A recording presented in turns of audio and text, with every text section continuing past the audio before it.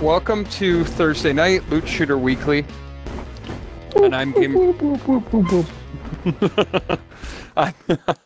It's Thursday night, and Negan's apparently punchy.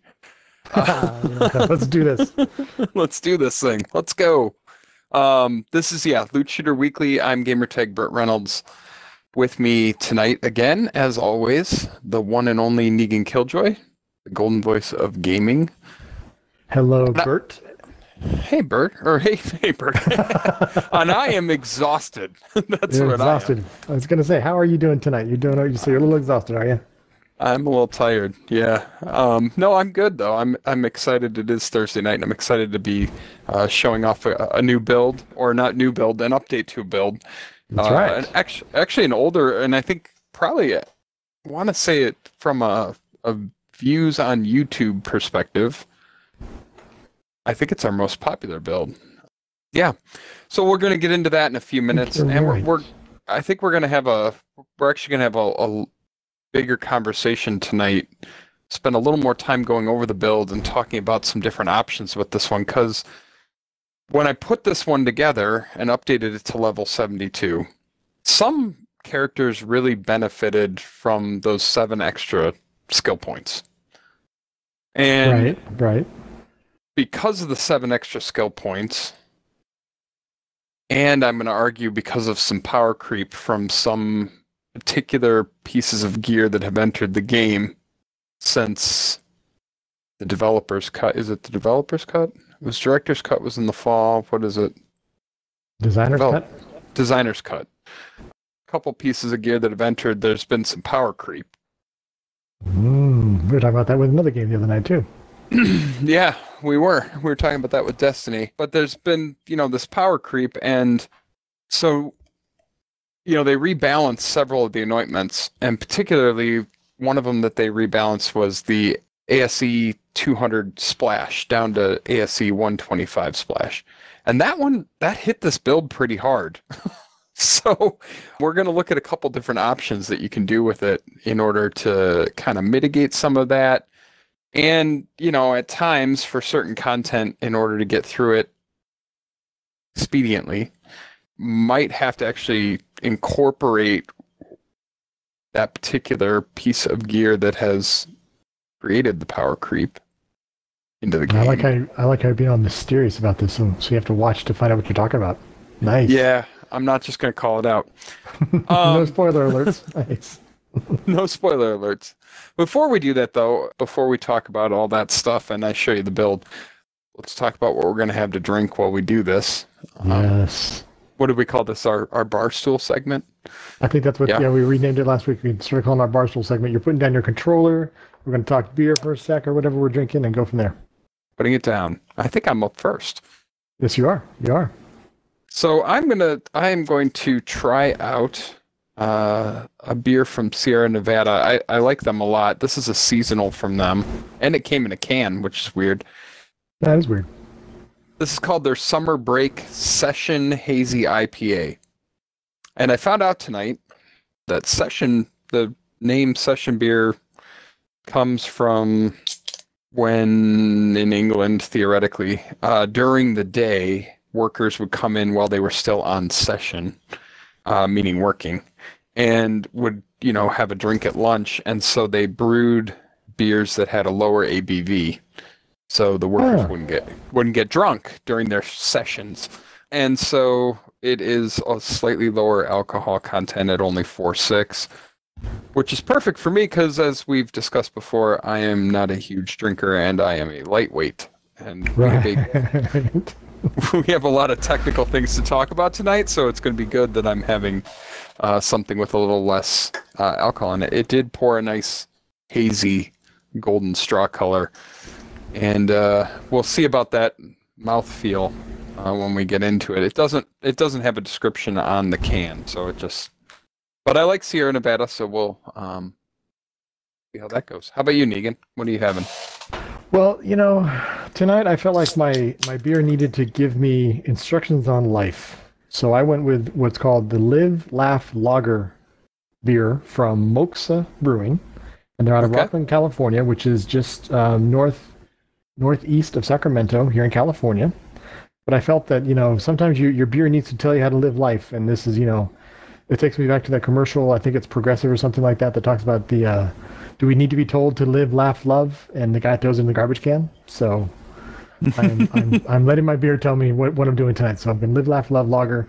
They described it as earthy notes of citrus and spice meld well with the heirloom Pilsner malt. Also, the name reminds us of our 3 essential daily necessities. So it's also a light one. It's about 5% ABV as well. Comes in a can, but I'm going to, like you, pour it into a nice frosty glass. Oh, that just sounds, there are a few sounds of summer that just sound so good as an open beer, I'm telling you. Yes, it is a good sound. It's a good crisp sound, no matter what the beer is inside. That sound makes you feel good. It does. It really does. And that's out nice and golden. All right, sweet. Cheers. Cheers, my friend. To you, Negan.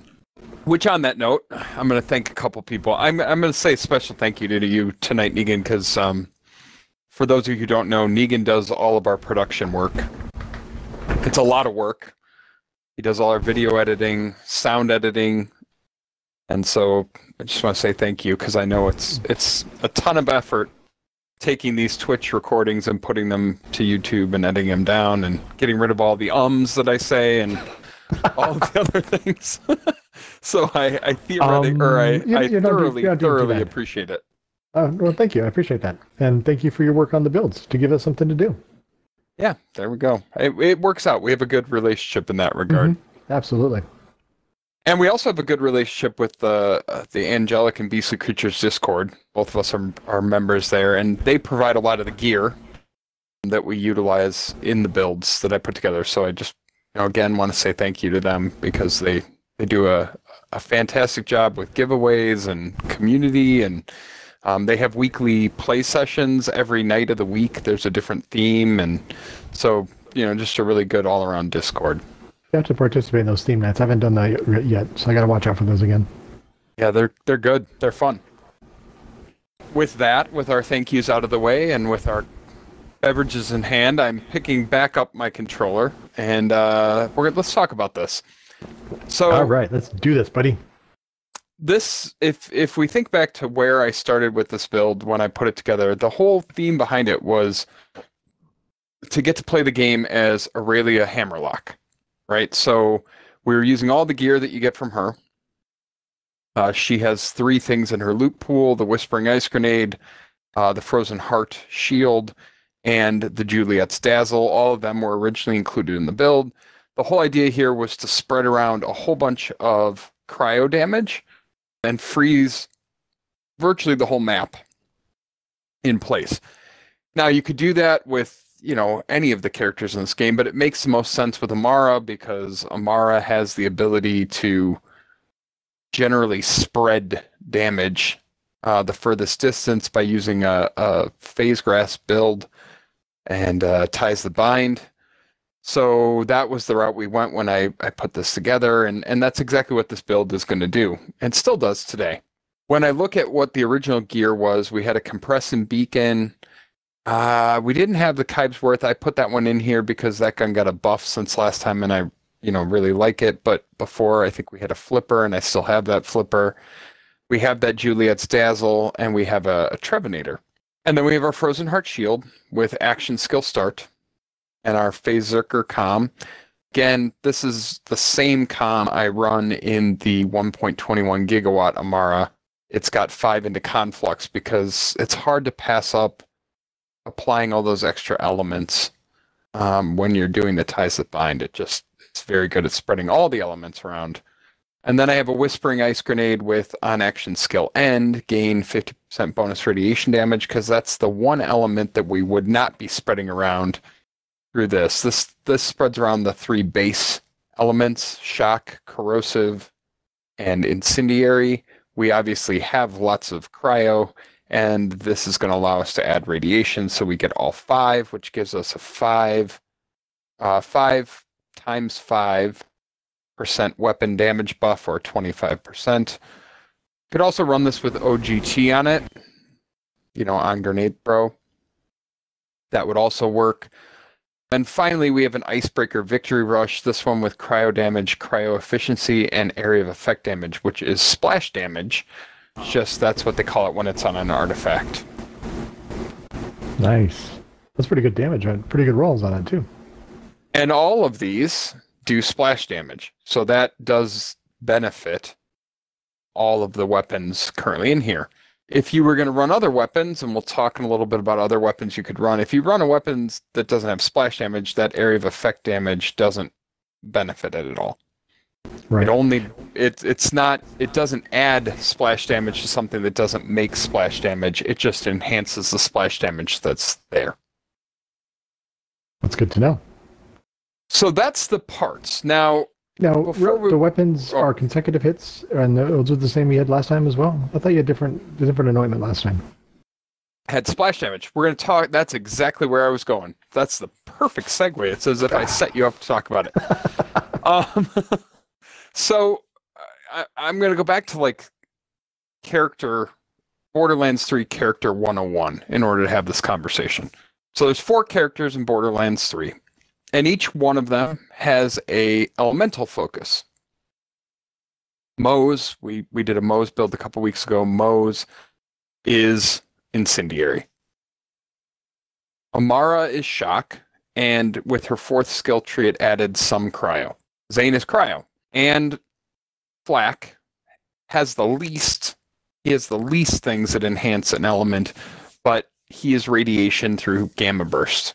So, within like Zane's skill tree, there's a bunch of things that enhance cryo damage. Within Moses' skill tree, a bunch of things that enhance incendiary damage. Within Amara's, a bunch of things that enhance shock damage, and then a couple that enhance cryo damage.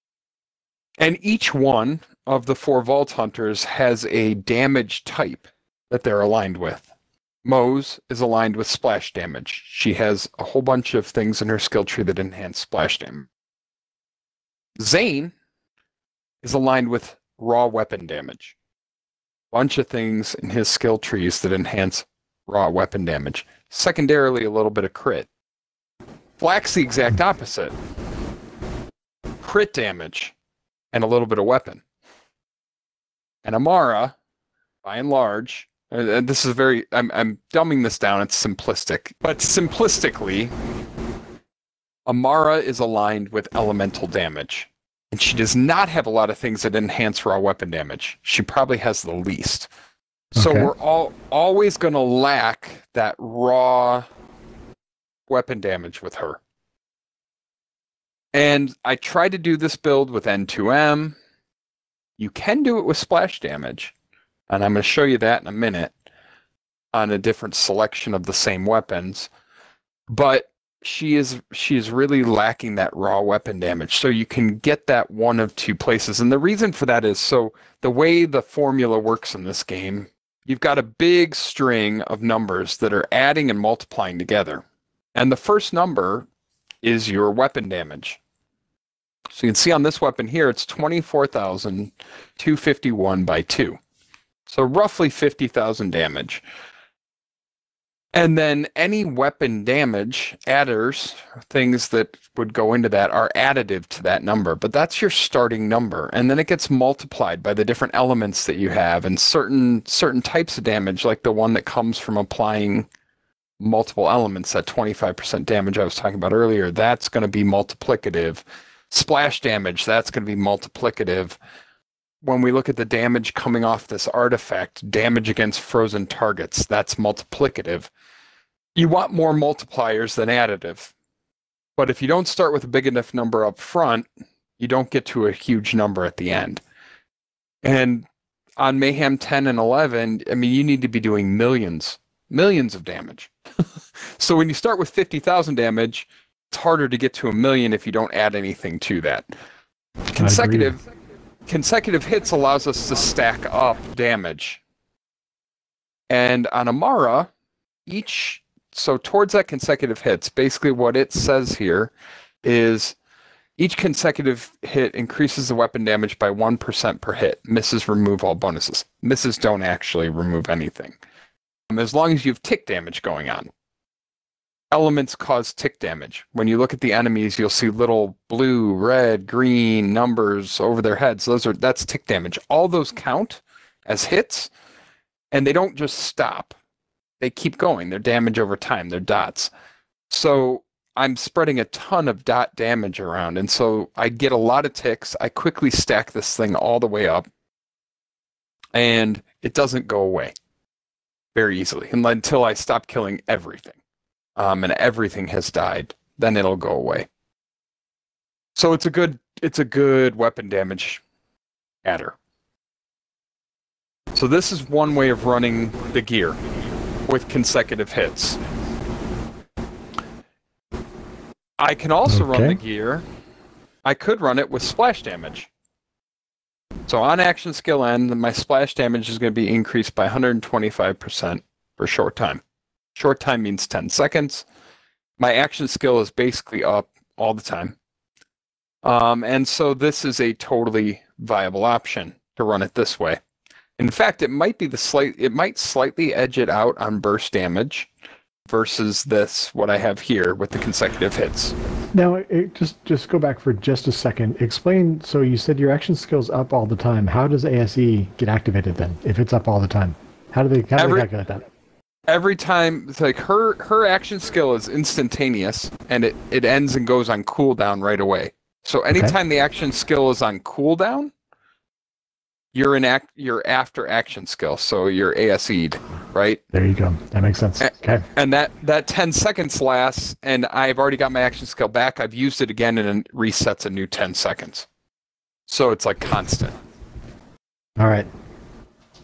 That's going to edge that out. 125% splash damage is going to edge that out over what I'm currently running here, where I've got 55% splash damage. Because as we said earlier, AoE is splash.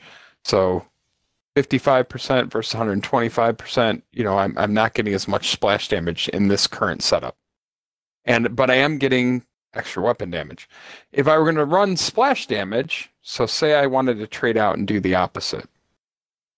Now I've got 125% splash damage, but now I'm going to have to get rid of this, and I'm going to have to go with a pearl. Because now this is where I'm going to get my weapon damage. This works just like consecutive hits. The pearl does. And the difference here is that I'm going to get up to 90% additional damage, so raw weapon damage. And then on top of that, I'm going to get another, I think I get up to 100% actually. I think the number is deceptive here. Then I get a bonus 16%, and that 16% is multiplicative. It's nice. Fire rate, and I got mag size on here.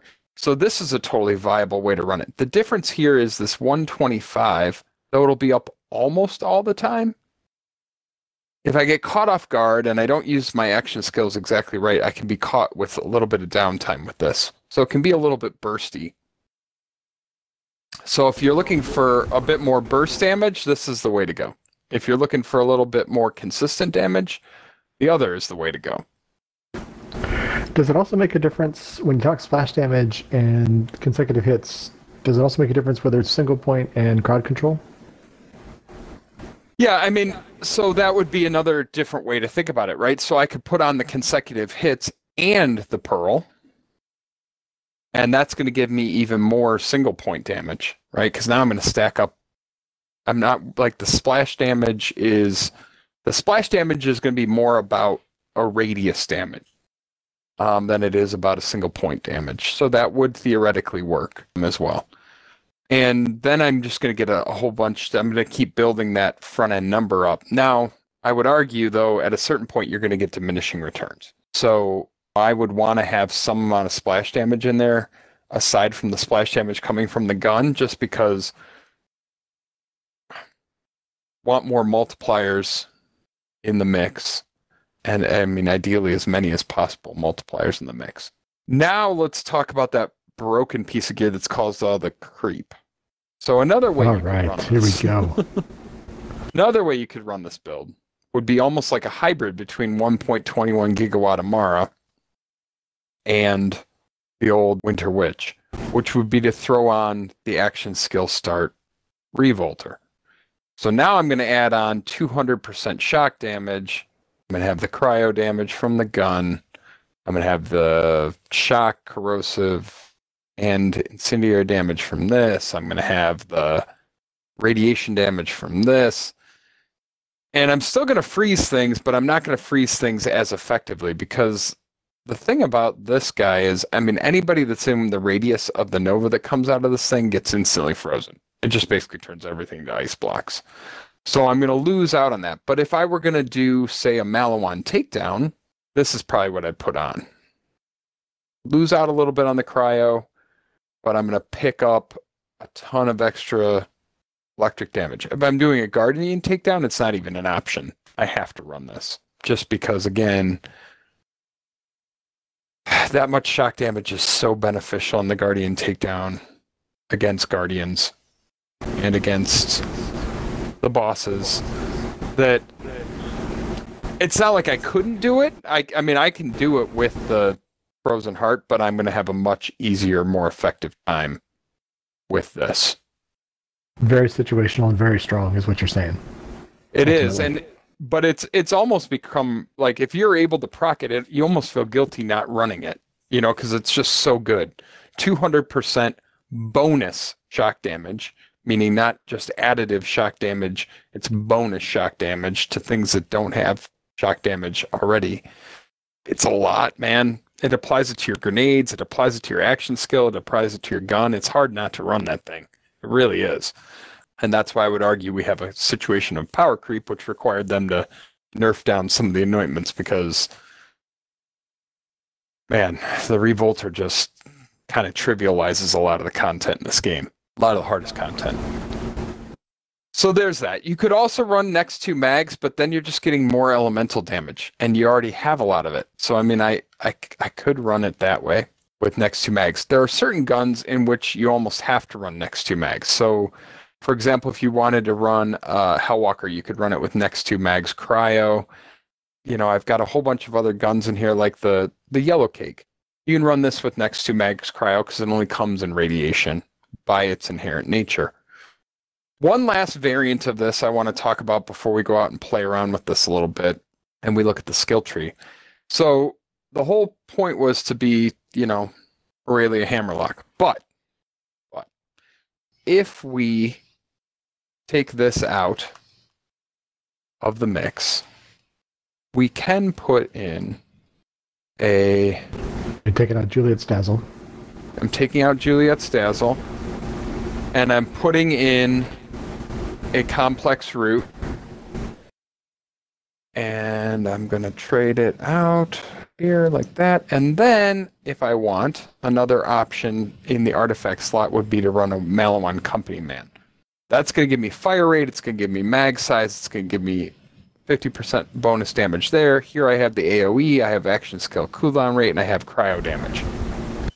Every weapon here is Malawan, because Mara does good with Malawan, because its elemental affinity is so strong, and all of these deal splash damage, so the AoE is going to affect them. This gun, as we well know from other Amara builds like 1.21 gigawatts, this gun is insane on Amara because she's one of the few people that really doesn't take a lot of kickback. For anyone who doesn't know, this gun damages you back. And if you're running on cryo, it does not hurt you.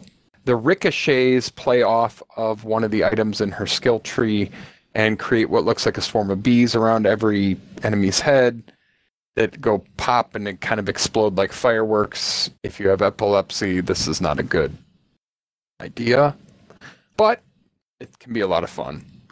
So you could run it that way as like a Malawan version of the Winter Witch, but then you don't get to run the Juliet's Dazzle, and you know, you lose out a little bit on that Aurelia Hammerlock cosplay. So that's also a thought. All right, so a lot of options as far as the gear goes. A lot of stuff you can move around and plug in and out. A lot of stuff. And I'm just going to highlight here real quick that there are a lot of other guns that are good or would be good in this build. These are not the only ones. The Prompt Critical is also a very good option. The Unkempt Herald would be a good option. The Tizzy's a good option. The Proprietary License is a great option because it ricochets. The Flipper, again, last time around, we had a Flipper in this build, I think, and And it's a 6 and 1/2 dozen of another. The nice thing about the Kybe's Worth is just that it puts down that healing pool. You could definitely, run Chaoses. I have a no pew pew with next 2 mags cryo. You can't get this in cryo because it only comes in incendiary, but that's a fun one. Next 2 mags cryo on a Becca, or next 2 mags cryo on a Reflux, also excellent options. Tig's Boom, that's a fun one. This is a great bossing. I have this on here for bossing. Globetrotter with splash damage on it. The Globetrotter is inherently cryo. This is just fun. It really freezes everything. This is another one. Fantastic option. The Lob. Great option in the shotgun slot. You could also run all torque weapons and then run a torque company man with similar rolls on it. Again, I already mentioned Yellow Cake and Plague Bearer, and of course the Complex Root.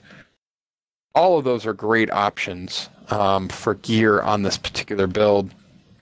Anything basically that can splash around cryo damage could be fantastic. I am going to go through the skill tree here and just show you what it looks like. It's very similar to 1.21 gigawatt Amara. In fact, when I originally put that build together, it was actually based originally on the Winter Witch. There are a couple things that are different. Do have 5 skill points into Do Harm. This is going to give us action skill damage from rush stacks. Violent Tapestry is going to give us status effect chance. Again, it's very elemental damage focused. I do have 5 out of 5 on Restless to get the max out of the cooldown rate because, again, I want to be triggering that shield all the time.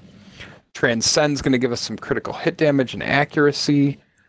Alacrity gives us some reload speed. Ascendant is going to enhance basically the augments that we run. So, we've got Lifesteal is our particular one on here because this build can be a little squishy at times. Laid Bare is going to help us spread damage across the Ties That Bind, which is extremely valuable. As anybody who's played Amara with Ties That Bind, you're actually better off grabbing weaker enemies and allowing the damage to transfer to the harder enemies. It's kind of a strange thing. Wrath is going to give us our raw gun damage. You can see here it's only 20%. It's really not much. When you think about some of the other builds like, Moe's with Desperate Measures can get up to 100% additional gun damage. It's not much. Remnant, we love the Remnant Orb. That kills a lot of guys. And then finally Avatar, which lets us activate our action skill twice instead of once for every cooldown. Which seems to be a nice little bonus to run right there. That'd be nice to have. Yep. And again, in this case, whether you're running the Revolt or you're running the Frozen Heart, that's where a lot of your damage comes from, and it's where all of your AoE comes from with regards to the cryo damage coming from that Nova. We're going to run Anima. This is going to give us status effect damage and status effect duration, as well as action skill status effect damage. We got 1 into Steady Hands for handling inaccuracy. We have 2 into Infusion, which is going to allow us to convert a portion of the damage dealt by our weapons into our action skill element. So this is actually allowing us to make the guns have a higher cryo efficiency because our action skill element here is cryo. Further elemental damage and shock damage is coming from Tempest, which we maxed out. 2 from Wildfire, that's going to let us spread damage around. Dread is going to give us gun damage, additional gun damage here, 15%, but only for 8 seconds after we grasp an enemy. But with your skills where you're running it, you have that up almost all the time too, right? I have it up almost all the time. Yeah, so I mean, theoretically, it's going to be up nearly 100%. Gotcha. Don't think it applies to new enemies that show up, though, after the grasp. Could be wrong, but I think they have to be on the screen when you grasp. This is indiscriminate. This is the one I was talking about, which affects the complex root. Anything that ricochets at all is going to be affected by this, and it just gives us additional chances to ricochet. So it affects all guns. It gives all guns a chance to ricochet. But if you have a gun that already ricochets, it just increases and multiplies the chances, right? So that you end up with like 100% chance if it's got a bunch of projectiles, especially projectiles that are already ricocheting. Deep Well gives us mag size. Sustainment gives us our lifesteal, 12%. And we have 7, including our comm, we have 7 into conflicts. This is allowing us basically to spread around those extra elements. So say I hit them with cryo, each shot has the chance to cause them to either get corrosive, incendiary, or shock applied to them. And of course, the faster and more bullets you shoot, after half a mag, you've applied all of them. And then you pass them all through the ties that bind. Forceful expression, again, bonus elemental damage. You can see how much elemental damage we've stacked up. It's a ton, right? Even just through these first 2 trees. Right, yeah, definitely. Definitely bring it to the table. This gives us bonus damage, and it's bonus, so it's a multiplier, based on how close we are to a target. So we kind of want to play up in enemies' faces, because that's going to give us the most bonus damage. We've got 2 into clarity, which is going to give us some more health regen, and we've got 5 into arms deal, which gives us splash damage. So we get 20% splash damage here, and we take 40% less splash damage back. This is a skill that would be very helpful to a Moe's main, because obviously we know Moe's almost always kills herself with splash damage. So a splash damage reduction for her would be a win. This is also going to give us splash damage. This gives us an additional 35%, and this builds up faster projectile speed, 70%. You can see on these, and this is the reason why I'm running all splash damage weapons, between this and this, we're getting 55% bonus splash damage just off the skill tree. But only, again, applies to weapons that deal splash damage. So there's a nice chart online you can find that tell all the weapons that deal splash damage. It's valuable to run weapons with splash damage. Finally, this is where I can get a little extra gun damage, but it only comes once I freeze an enemy. So whenever I freeze an enemy, I gain increased movement speed and weapon damage for a short time. The duration is 16 seconds, and I can get 21% gun damage from this. But I have to freeze an enemy. They have to, and it's not make them cold, it's not apply cryo to them. They have to freeze into a block of ice for that to happen. So that's the skill tree, and we're going to go run this a little bit. We decided tonight we're actually going to take you to Gehenna, and we're going to specifically go and run the Quartermaster in Gehenna. And the reason I'm doing that is the one downfall. As you well know, we almost always go to Athenas. And when we go to Athenas, we go and we kill a bunch of enemies, and we kill Trant. Trant, unfortunately, is totally immune to cryo damage. So it's not a good place to show this off, because he's totally immune to cryo damage. And the remaining damage that's left will kill him, but it takes a little bit. So it's not really worth it. It doesn't show how powerful the build is. Now, he's one of only a handful of bosses that's totally resistant to cryo, but I'd rather show you, how this build works on an enemy that, or series of enemies who actually take damage from cryo. Makes sense. Want to have some fun with it right now, show it off. Makes total sense why we're going someplace different. And it's someplace new, so we get to show off our skills someplace new in one of the DLCs. And I'll run the first... I believe one of our favorite ones, if I recall correctly. It is. It's one of my favorite DLCs. What I'm going to do is I'm going to run the first room with the build like this. This is the base build. And then I'll switch it out for the Pearl and switch to the splash damage weapons, and you can see how that works. And that's how we'll do it, and then we'll attack him with the Pearl and splash damage on it. So as we come in here, again, we're going to grasp, we're going to fire, boom, and oop, got myself. Barrels, man. They are dangerous. All right, so there went the Remnant Orb.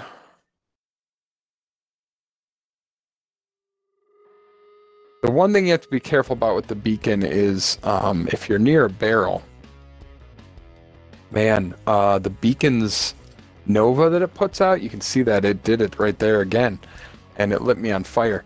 The beacon's reload nova will blow up barrels near you. Kind of unpleasant. Yeah, I definitely won't watch out for those. And you don't even have to be that close. It's shocking how far away that beacon nova is. But you can see the second the shield goes off here, everything in the room basically froze, right? And so I'm getting bonus damage both off my skill tree at frozen enemies, but also from my artifact. So I'm getting that, and it's a multiplier. So it's a, you know, it's a good fair bit of damage that I'm picking up there from freezing enemies in place. And this particular setup is the most effective with the consecutive hits and the icebreaker victory rush. This is the most effective one for making everything on the map, because that icebreaker victory rush is very good at helping with the cryo efficiency.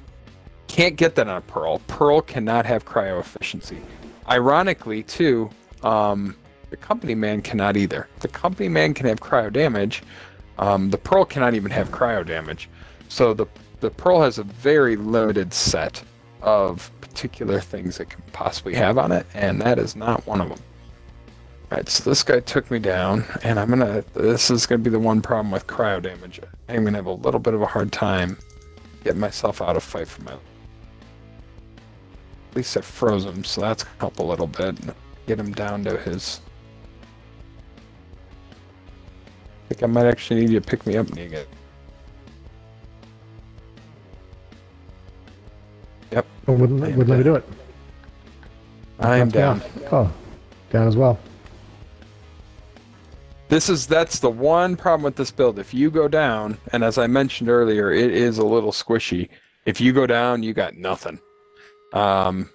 You will literally, because that will reset your consecutive hits, and not a great situation if you go down. So you really have to stay up, if at all possible. You have to have a lot of situational awareness for barrels.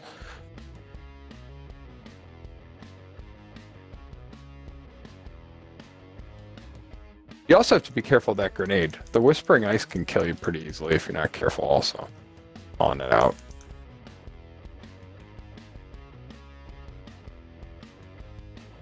So you want to play up close and personal, but not too close to barrels, and you got to watch out for some of your own weapons. Kind of like Moe's a little bit. A little bit. Just the Whispering Ice. So I'll show you how this works. You'll probably have to pick me up. I'll kill myself with it. The Whispering Ice, when I throw it, it's going to go out there, it's going to leave that ball, and if I step into the middle of it, and I guess I'm not going to do it. Oh, yeah, there it goes. There you go.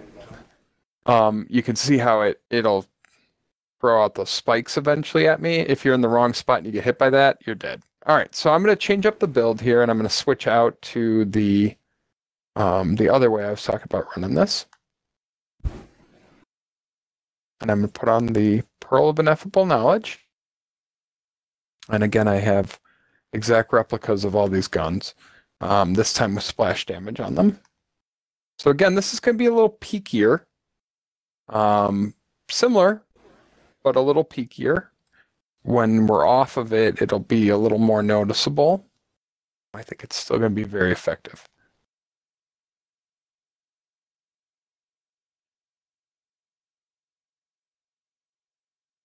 Go.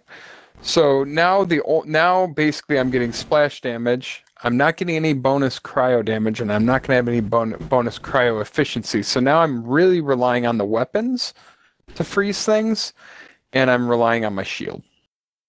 And again, if I were going to go in, let's say we were going in and I was going to do the Guardian or Mal1 takedown, I would just literally put on you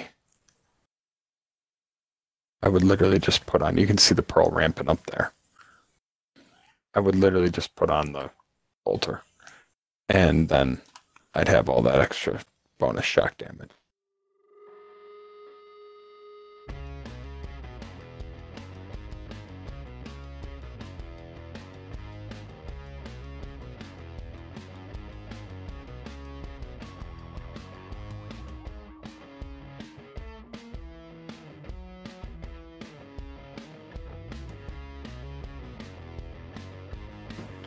So even though you made some changes, you're still putting stuff into ice. I like it. Still doing some crowd control. And that's because I'm using cryo. Now if I were to turn off, well, one, that's because of the shield. The shield is if they're in the room and in any proximity at all to me, they're going to get frozen. Okay, that's good. So it has a Winter Witch feel to it, so that's kind of nice. Yep, it is nice. It is fun, but I'm no longer getting any kind of bonus damage against frozen targets from my artifact, only from my skill tree. Okay. So I've lost out on that damage, but I've traded it for a lot of extra splash damage and some additional fire rate and mag size, which are nice. Oof. Okay. Barrel. Nice. Barrel, man, I gotta can't keep forgetting about that barrel thing with the Nova on this. So he moved.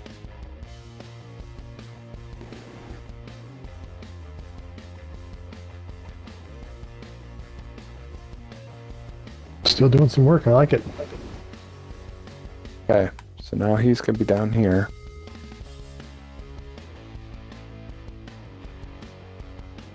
And he's dead. Nice. And the second he's not shielded, he's dead. So again, extremely effective in this kind of situation. We ran this build the other night, you and I, through Malwan takedown just as it was set up actually at the beginning here, with the consecutive hits and all that. Now we're running it with the splash damage and the pearl. It's very effective. And again, I won't freeze things nearly as effectively, but I can always, in a pinch, if I need a little extra kick, I can just throw this on. Then I'm going to have an extra kick. I'm not going to freeze things the same way, but I could also, because I'm running all cryo weapons, if I wanted, and I wanted to freeze things more regularly, I could switch back to the consecutive hits and throw on one of these victory rushes. So I have about a dozen different options. If you think about all the different options I can run here between company men, between whatever, I got a whole lot of options that I can go with. And all of them are going to be effective on some level. Although I think from a consistency standpoint, my vote is probably to run what I'm running here, which would be the Pearl and the splash damage. Although I will say it takes a minute longer to stack up the Pearl than it does the consecutive hits. Consecutive hits tends to stack up and stay stacked up more, but you're not getting that additional 15, 16% multiplicative out of that you get out of this. So I think, again, from a peak damage output of those two, between the going consecutive hits versus going Pearl, I think peak damage output goes to the Pearl. It just takes a second longer to get there. Okay. All right. So that's something to consider. If you like taking a little bit longer to get to max damage, then that's the way you go. Well, certainly if you're bossing, this is going to be the better option, because you're gonna be at max damage and have a better capacity, ultimate capacity, which I think is probably the better option. That's the build, man. Lots of options on this build, man. That's a lot of options you had going. A lot of gear choices, a lot of weapon choices. A lot of options, a lot of weapon, a lot of gear choices, yeah. And then, I would say the other part of it is, again, like, this is of the builds that benefited from the 7 extra points. This Amara did not get a lot out of that 7 extra points. Just kind of sucks. If I'm honest, like it's kind of disappointing. Well, you could look at it that way, or you could look at it, and we've talked about this before, is Amara is kind of OP to begin with. She is, but I think after I'm just gonna say it, and it's just totally my opinion. Totally my opinion. I could probably back it up with facts, and you know, certainly my opinion is based on quite a bit of institutional knowledge of this game. But the nerf to anointments and the 7 skill point trade-off, in my opinion, screwed Amara and Flak. Probably Flak harder than Amara. And Flak was already hurting. Flak, you know, Yeah, Flak's 4th skill tree is trash. It's just pure trash. And so, you know, Flak has not really gotten any meaningful buff out of anything in ages. And then I think for Amara, I think it just kind of screwed her over, and I'm not happy about it. And so that sucks. And then on top of it, I think Mose and Zane really benefited a lot from the extra 7 skill points. I mean, it allows you on Mose to go all the way down the blue-green tree and almost halfway down the purple tree, a little more than halfway down the purple tree, or partway down the purple tree and red tree, to the point where you're sacrificing basically nothing in terms of damage and splash damage and still getting unlimited ammo. Yeah, right. That's craziness, man. Like, you can have 100% uptime on next 2 mags always, with all that splash damage and everything else, and a ton of extra weapon damage. And Zane picked up a whole bunch more different options in terms of his skill trees and additional damage and additional uptime on things. And so I think they both, you know, if Amara was at one point the most OP character, the two of them gained a lot of ground. And I would make the argument at this point that, without a doubt, I think the most OP character in this game is Mose. Because with all the buffs and everything else, if you run a mech build where you're in the mech the whole time, that's got 100% uptime and does just insane amounts of damage with things like the buff to the railgun damage. In terms of, you know, the railguns got buffed recently, and then they have that new anointment that's 150% railgun damage. And if you're in the mech the whole time, you're just getting that damage all the time. That's nuts. It's nuts. So I don't know. The gap's closed. Right. Yeah. No. I think you're right. I think it has been closed a little bit. So that's probably was by design. I mean, if you think about it, they want people to play different. You know, everybody wants to play all the different characters and stuff like that. But I also agree, Flak needs some more love. They need to give Flak some love. So. I was gonna say, Flak just straight up got the stick. Yeah. It's just like, hey, we buffed these other 2 characters up, and now one of them might even be the most powerful character in the game, and we didn't really do anything for Mara, but, you know, nerfed a couple of the anointments that everybody uses on her. Oh, Flak, who's that guy? Right. Poor guy, always disregarded. What? Is there a 4th Vault Hunter in the game? I thought we only made 3. Didn't we only make 3? That's right. It's only 3. Wait a minute. Is there a 4th? Does anybody play Flak? Yes. Nobody plays pet builds anyway. What? I mean, literally, it's like that's how it feels, right? So, but anyway, this is a fun build. I think I've said about as much as I need to about it, but we will, you know, at some point here be doing a giveaway of the parts, probably for the base Winter Witch. Versus the bossing Winter Witch, but we'll see. And so I think we get to move back to our bar stools. I'm putting the controller down. Now, did you feel, because I know you did go down a couple times and had to go and fight for your life, do you feel that it's because of the build or the content, or that's a little squishy, or it was just the way you made a mistake on where you're playing? It's because that stupid Nova on the beacon is so dangerous. Well, and you got to remember, so I'm buffing a lot of splash damage, you know, with this build. Like you saw that in the skill tree, right? Like, I'm getting an additional 70% splash damage, which is it's not like Mose, you know, hundreds of times multiplication, but it's a lot. And that Nova from the beacon is splash damage. And so it will blow up barrels a long way away. Right. Yeah, watching you in third person from this angle, it is a pretty big Nova. So yeah. it's easy to forget that. It's very easy to. Not to mention, so I made those particular beacons on the PC, and they have splash damage radius prioritized on them. Okay. So I prioritize splash damage and damage radius on the parts for those beacons, the 2x beacons. In retrospect, I maybe should have focused somewhere else because I forgot about how big those novas are and how dangerous they can be to. Because let's be honest here. I mean, in the most dangerous thing in this game is the barrels. Yes. It's like legitimately, and I'm not just saying that. Like, it really, legitimately, the most dangerous thing to you in this game. Especially when you've got a pretty min-max build, you know, the enemies don't present a ton of threat, even on Mayhem 11 and 10. Some do, but most don't. But man, barrel is instant down. So something that triggers barrels is a bad idea. It's just a bad idea. It's like torque cross promotion on Moe's. It's just how does Moe's kill herself? Her own splash damage and barrels. Accidentally blowing up barrels. Totally makes sense. All right, well then watch out for those barrels, my friend. Watch out for those. Thanks, Negan. So, right. Beers. What did you think of yours?